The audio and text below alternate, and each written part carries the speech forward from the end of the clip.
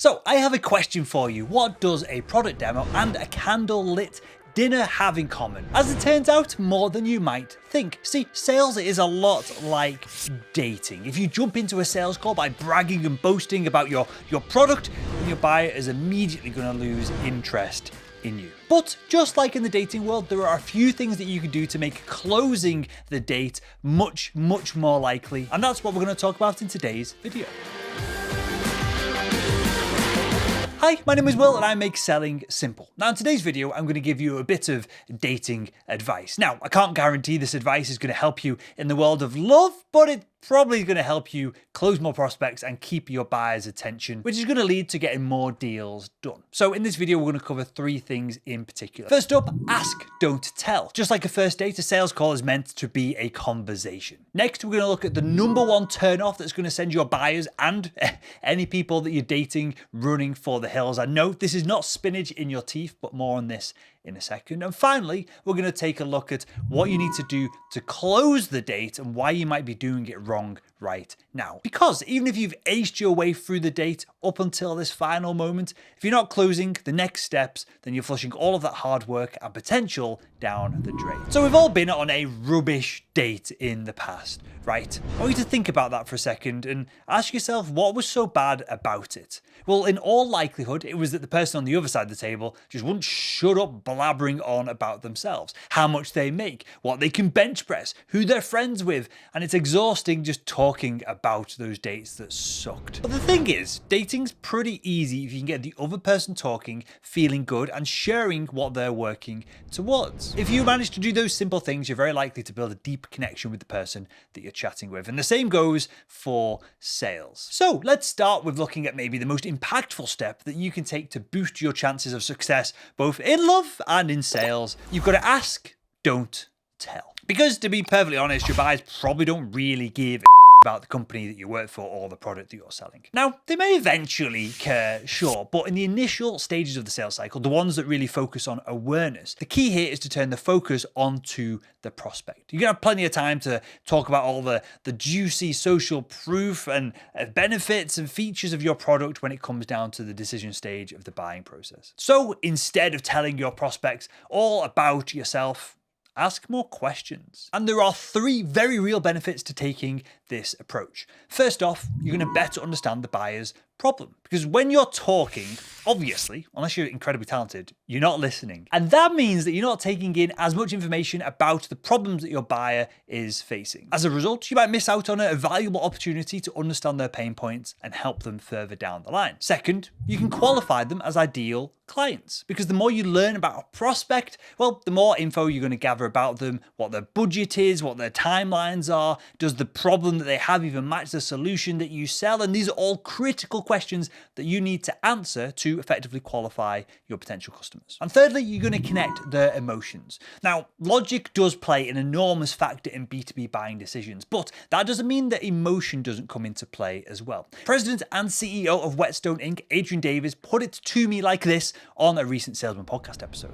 Fundamentally, we make decisions emotionally. And if all we're doing is spouting features and benefits, we're really engaging the logical part of the brain. The logical part of the brain does not make decisions. It analyzes and it captures information to weigh pros and cons, but decisions are made emotionally.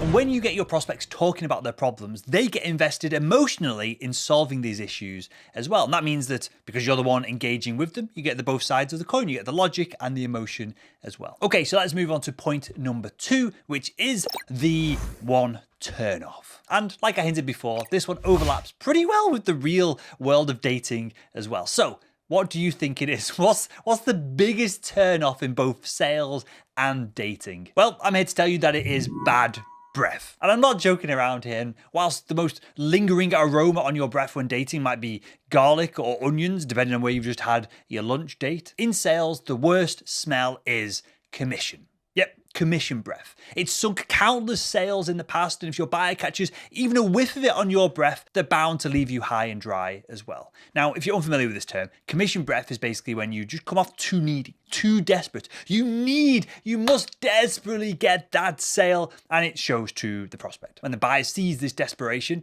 they're way less likely to trust you because they know that you've got an ulterior motive here. And because of this, obviously, they're way less likely to buy from you. So how do you kill that commission breath? Well, there are 3 ways in particular. First off, we need to understand that we are selling value. Your product isn't just some throwaway piece of trash. It isn't some waste of money. It does in fact have value for the business that you're selling into. So don't come into a sale hoping, like begging to close a deal, because after all, the only thing that you're doing here is trading value. You're exchanging value. You're not sucking something away from the buyer. You're not taking something without giving them anything. Remember that you're exchanging value. Next up, you've got to build your own self-respect. Now, this one isn't a quick fix, and high levels of personal self-esteem and confidence don't happen overnight. But what I can say is that within Selling Made Simple Academy, we've got a dedicated framework to specifically helping reps like you become more confident and assertive in your job. So if confidence, assertiveness, and self-esteem are things that you feel are lacking and holding you back in your sales career, click the link below this video and book a call with one of our team to see if you're a good fit for Selling Made Simple Academy. And finally, maybe you need to reevaluate your product. And there's a tough truth in this one, but it can make the rest of your career far more successful. Ask yourself the simple question, is the solution you're selling really something that you are behind?